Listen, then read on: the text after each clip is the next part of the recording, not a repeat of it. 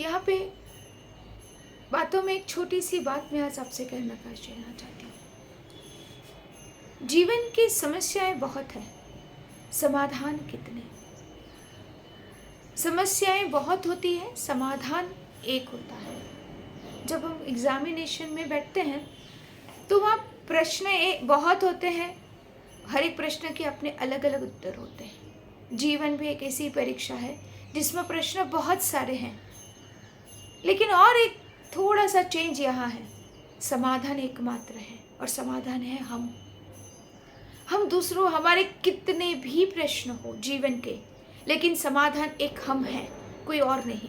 प्रश्न बहुत है, उत्तर सिर्फ एक है, वो है हम आप। कैसे करेंगे? बहुत सारी समस्याएं, वो भौतिक है, बाहर की है, आउटर वर्ल्ड की है, इनर वर्ल्ड की है, अपने अंदर की समस्या हैं, भावों के कॉम्प्लिकेशंस हैं, बाहर की दुनियाओं में बहुत सारे डिप्रेशंस हैं, अपोजिशंस हैं, फेलियर है, सक्सेस है। इन सब प्रश्नों, इतने अनेक प्रश्न हैं, एकमात्र उत्तर कैसे हो सकता है? यस, एकमात्र उत्तर हो सकता है। मैं बहुत सिंपल सी बात करूँगी। समाधान चाहिए तो इन 3 चीज़ों को अपना लो। सिर्फ 3 चीज़ें हैं जिससे समाधान प्राप्त कर सकते हो, चाहे वो आउटर वर्ल्ड में हो, चाहे आपके इनर वर्ल्ड में हो, चाहे आपकी बाहर की भौतिक दुनिया में हो, चाहे आपके अंदर की आध्यात्मिक दुनिया में हो। वो आध्यात्मिक दुनिया आपकी आप हो और बाहर की दुनिया में भी आप ही हो। उस आप में हम में एकमात्र समाधान है। तो इन 3 चीज़ों को हमें करना है। समाधान के लिए सिर्फ पहला मैं कहूँगी, accept as you are. We have inner conflict, निरंतर उस कॉन्फ्लिक्ट में हम जीते हैं। हम किसी और से नहीं, सबसे ज़्यादा हम खुद से लड़ते हैं, और इसी लड़ने की इतनी ज़्यादा आदत हमें हो गई है कि हर दुनिया में किसी और ना और से हम लड़ते रहते हैं। ये लड़ना हमें बंद करना है। तो पहले हमें खुद को अपनाना है। हम जो हैं, जैसे हैं वैसे हैं। अगर हम बुरे हैं तो हाँ, हम बुरे हैं, अपना लो। पहले खुद को अपना लो। खुद के अंदर इतनी ज़्यादा हम लड़ाइयाँ लड़ते हैं। जब मैं क्रोध से भरी हूँ और ये लगेगा बड़ा मज़े की बात है, ऐसा कहेंगे कि हाँ, हम खुद को अपना लेंगे तो हम तो बुरे हैं तो बुरे ही बन जाएंगे, जब हम क्रोध से भरे हैं तो क्रोधी हो जाएंगे। ऐसा नहीं है, क्योंकि जब हम क्रोध से भरे होते हैं तो दूसरी अंदर की सतह पे उस क्रोध के प्रति एक अपोजिशन खड़ा होता है, एक रेजिस्टेंस क्रिएट होता है। और एक तरफ एक ही हमारा दिमाग है जो 2 धाराओं में एक साथ चलता है। एक कहता है क्रोध कर, दूसरा कहता है क्रोध मत कर, क्रोध बुरा है। चाहे वह पूर्व की धारणा हो, हृदय की बात हो, और एक सर्कमस्टेंसेस से खींची गई बुद्धि हो, इन्फ्लुएंस्ड बुद्धि है जो कहता है क्रोध कर, दूसरा कहता है क्रोध मत कर। इन दोनों के बीच क्रोध हो रहा है जो आधा अधूरा है। न हम क्रोधी हैं न हम शांत हैं। उस बीच की धारा में पेंडुलम की तरह लटकते रहते हैं। इसी के कारण न तो कभी हम शांत हुए, न कभी हम स्थिर हो पाए। अपना लो अपने आप को। क्रोधी हो खुद को, हाँ आज क्रोध में भरा हूं, मैं क्रोध से भरी हूं, हाँ आज मैं क्रोधी हूँ, अभी इस क्षण में मैं क्रोधी हूँ। स्वीकार लो।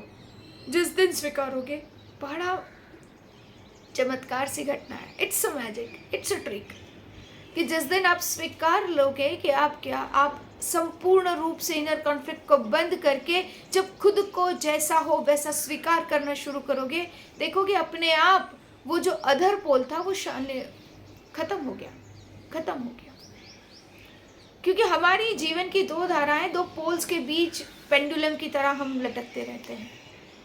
एक पोल हटा दो, एक पोल को पकड़ लो, दूसरा पोल अपने आप विसर्जित हो जाएगा। क्रोध को पकड़ लोगे तो क्रोध आप हो ही नहीं, क्योंकि क्रोध आपका स्वभाव नहीं है, वो बाहर से आया है। तो आप किसी को भी पकड़ोगे, रहोगे तो आप ही। जिस पोल को भी पकड़ोगे, आपने अगर क्रोध के पोल को पकड़ भी लिया तब भी वो आपका स्वभाव न होने कारण जो आपके हाथ में आएगा वो आप होंगे। शांतता अपना स्वभाव है। क्रोध तो बाहर से आने जाने वाला मेहमान है, लेकिन जब क्रोध से भरे हैं तो हमको वो मेहमान भी चाहिए और हमको अपना आप भी चाहिए। उस दोनों धाराओं में अपन खींचे चले जाते हैं। एक को छोड़ दो, पकड़ लो एक को, स्वीकार कर लो, हाँ मैं क्रोध में हूँ और मैं पूरी तरह क्रोध से भरी हूँ। जिस दिन जिस घड़ी आपने उसको संपूर्ण स्वीकार, मैं बाह्य तौर पे बात नहीं कर रही हूँ, मैं बहुत गहरे तल की बात कर रही हूँ, संपूर्ण स्वीकार हो जाएगा, उस समय क्रोध विसर्जित हो जाएगा।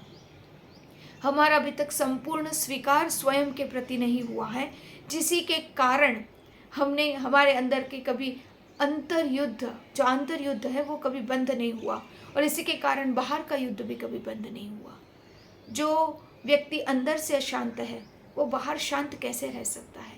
वो कहीं ना कहीं अशांति का निमित्त ढूंढ लेगा, और जो अंदर है वही तो बाहर फेंका जाएगा, जो अंदर होगा वही बाहर आएगा। तो सबसे पहला एक है, समस्याओं के समाधान के लिए पहले आप जो हो, जैसे हो वैसे खुद को अपना लो, कहीं भी कोई परिवर्तन की गुंजाइश के बिना। तो पहला हमें जो काम करना है वो है, जो आप जैसे हो वैसे स्वीकार करो, accept as you are. The second thing, वही रहो जहाँ हो, इधर उधर न घूमो। Stay there you are, where you are, just stay there. कहीं ना कहीं हम कहीं और चले जाते हैं। ऑफिस में है तो मंदिर याद आता है, मंदिर में है तो घर याद आता है, घर में है तो बाहर याद आता है, बाहर है तो घर याद आता है। घर से कहीं बाहर घूमने जाना है, कश्मीर जाना है, तो दिमाग कहीं ना कहीं, यहाँ बैठे हुए भी आप कश्मीर पहुँच गए हो, लेकिन कश्मीर के जाने के बाद ही घर याद आना शुरू हो जाता है। तो न घर के रहे न घाट के, न कश्मीर के रहे न घर के रहे। और यही कारण रहा कि कहीं भी स्थिरता नहीं आई। सबसे पहली ज़रूरत है शांतता की, जो पहली प्रोसीजर से आएगी, एक्सेप्ट एज यू आर। दूसरी है स्थिरता। स्थिरता वहाँ आएगी जहाँ हो, प्रैक्टिस करो। अगर आप खाना बना रहे हो तो सिर्फ खाना बनाओ, आप पैसे गिन रहे हो तो सिर्फ पैसे गिनो, आप प्रवचन सुन रहे हो तो सिर्फ प्रवचन सुनो। दिमाग मत लगाओ ये इसके लिए अच्छा है, वो उसके लिए अच्छा है। हम प्रवचन भी सुनते हैं तब भी सुनते नहीं हैं, क्योंकि सुनने के समय ही ये तो उसके लिए अच्छा है, मतलब प्रवचन से कान कहीं और चले गए। अरे वो तो यहाँ मैंने सुना था, पूर्व की धारणाओं में चला गया। अरे ये तो किसी और ने मैंने कहीं सुना था। आपका दिमाग भूत भविष्य वर्तमान में कहीं ना कहीं घूमता रहता है, आप वर्तमान में स्थिर नहीं रहते। सो जहाँ हो वहाँ रहो, जो काम कर रहे हो पूरी तरह से डूब के करो, जहाँ हो वो पूरी तरह से वहाँ रहो। ये धीरे धीरे छोटी छोटी चीज़ों में आदत बनाए रखो। मैं बहुत सिंपल सी बात कहूँगी, आप खाना खा के उठने के बाद मैं अगर आपसे सवाल पूछ लूँ, प्रश्न पूछ लूँ कि क्या खाया, तो उठने के 1 मिनट बाद भी आपको याद करना पड़ता है क्या क्या खाया, मतलब बेहोशी में खाया। खाते समय भी आप कहीं और थे, खाना नहीं खा रहे थे। और यही कारण है कि हम जहाँ है वहाँ न होने के कारण हम स्वयं को कभी पहचान ही नहीं सकते, और स्वयं को न पहचानने की वजह से इतनी अस्थिरता के कारण फिर कहते ध्यान लग गया, कायोत्सर्ग हो गया। कैसे होगा, कैसे होगा स्वाध्याय, कैसे होगा ध्यान, कैसे होगा कायोत्सर्ग? किस तरह से तप में हम अपने आप को इन्वॉल्व कर पाएंगे जब हम जहाँ है वहाँ है ही नहीं। चाहे प्रतिक्रमण की क्रियाएं कर रहे हैं, मन कहीं और भटक रहा है। हम सूत्र सुन रहे हैं, लेकिन सूत्र सुनते हैं, बड़ी मजे की बात है, प्रतिक्रमण में जब सूत्र सुनते हैं कोई और बोल रहा है, आपका ध्यान क्या सूत्र पे है या वो कब गलती करता है उस पे है? हमारा ध्यान वो कब गलती करे और मैं कब गलती निकालूं, पूरा ध्यान तो उसमें है, सूत्र खो गया। फिर प्रतिक्रमण जिस उद्देश्य से किया जा रहा था उद्देश्य खो गया। तो महत्वपूर्ण है कि हम जहाँ हैं वहाँ रहे। तीसरा है आपको फल क्या मिलता है उसकी चिंता किए बिना, इनर सेटिस्फैक्शन। मैं यहाँ सेल्फ सेटिस्फैक्शन की बात नहीं करती, inner satisfaction that you effort जो आपने किए, आपने अपना पूरा दिया, आपको फल क्या मिला उसकी चिंता किए बिना आपने जो किया आपकी पूर्णता से किया, वो पूर्णता का जो विश्वास है वो आप में होना चाहिए। That is called inner satisfaction.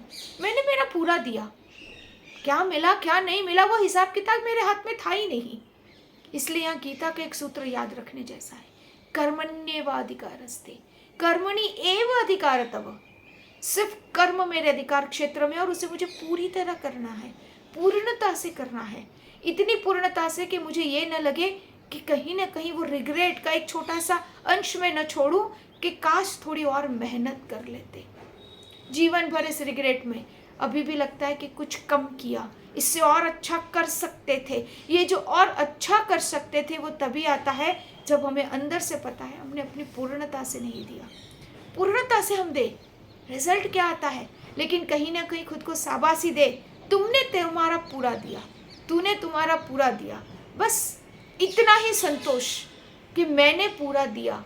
अगर ये 3 चीज़ें आपके जीवन में आ जाएगी तो आप कहीं भी, चाहे भौतिक दुनिया हो चाहे वो आध्यात्मिक की दुनिया हो, दोनों ही तरह आप अपनी समस्याएं का समाधान ढूंढ पाएंगे। समाधान बहुत ज़रूरी है। जब तक आप समाधान प्राप्त नहीं करते आपको समाधि प्राप्त नहीं होनी है।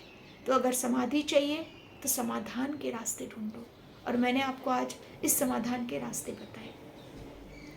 उपसर्गा क्षयं यान्ति छिद्यन्ते विघ्नवल्लया मनः प्रसन्नतामेति पूज्यमाने जिनेश्वरे सर्वमङ्गलमाङ्गल्यं सर्वकल्याणकारिणं प्रधानं सर्वधर्माणां जैनं जयति शासनम्।